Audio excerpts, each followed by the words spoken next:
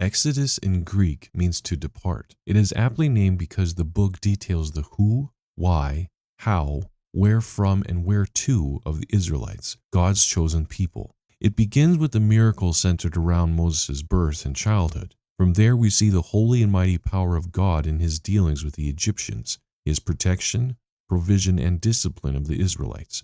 The book of Exodus is where we find the 10 Commandments, the law of Moses, and the detailed commands for worship and sacrifice to God, all of which were given to Moses directly from God via their conversations on Mount Sinai. Moses wrote the book of Exodus to record for us the early history of man's journey out of slavery and into freedom, both figuratively and literally speaking.